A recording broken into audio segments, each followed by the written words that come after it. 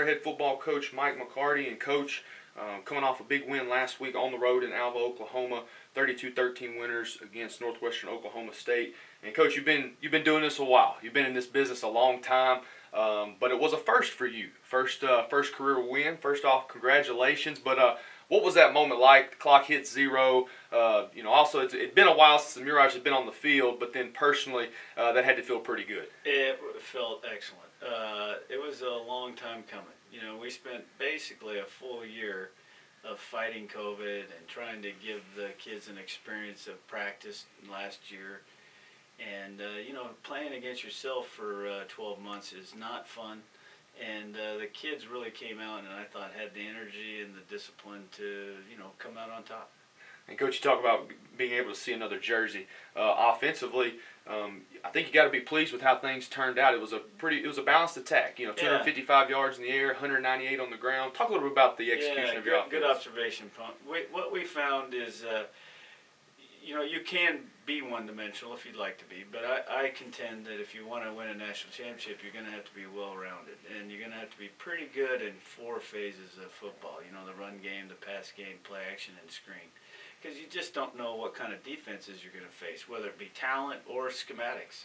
So we were intent on trying to be as balanced as we could be, and we were fortunate enough. Hayden had a nice game, was very accurate, was very efficient, took care of the football, and that's something he'd really strived to do, and he worked hard and got it done. And then our receivers, we didn't have any drops.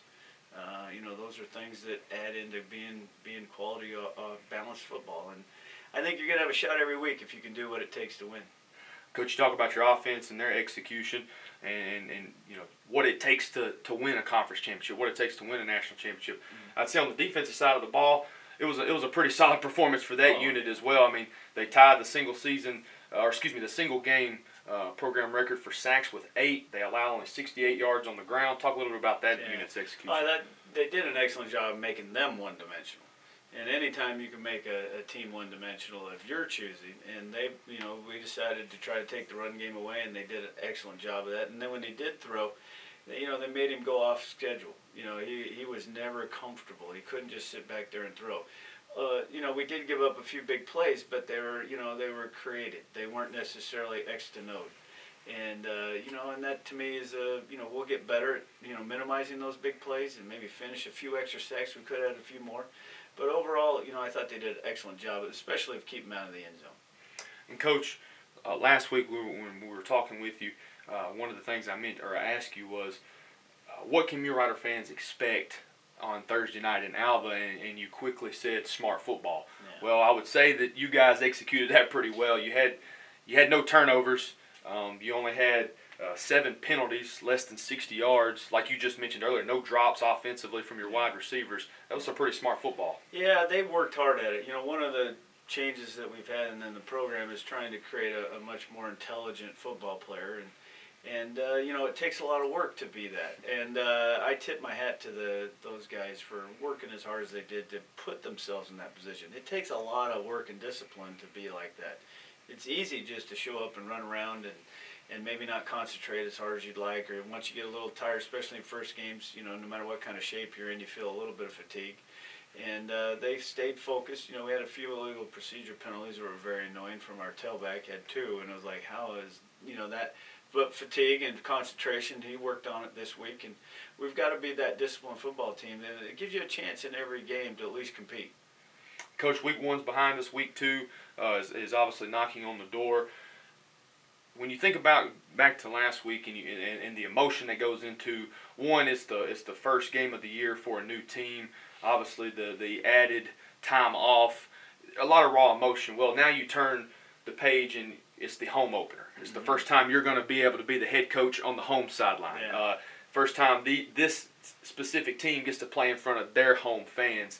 Yeah. You add in the obvious that it's the 20th anniversary of 9/11, the pregame festivities that'll take place, just the overall feel of the day. How are you guys handling that? Well, we try to address all phases of that. I think in our preparation we embrace it. I'm not one to pretend stuff like that doesn't exist.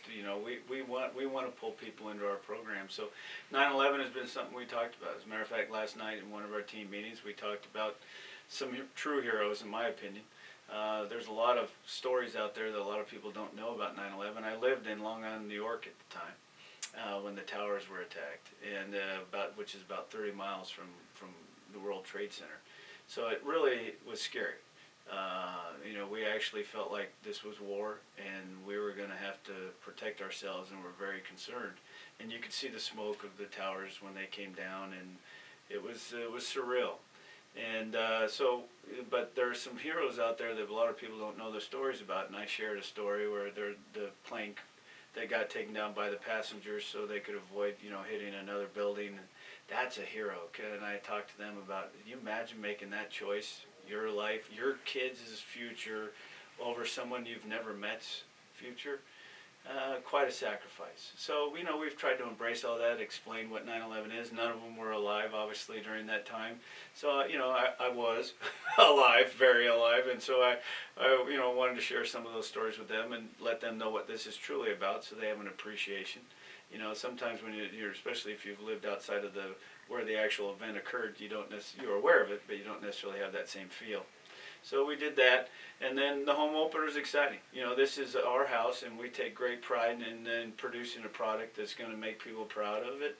And half of that is making sure you have success at home. So we're hopeful we can do that. Well, Coach, we're looking forward to it. It's going to be a great day, and we're ready to see you guys kick it off at 6 p.m. Best of luck. Well, thank you. We're excited about it. Let's hope everybody comes out to the games and go Mule Riders.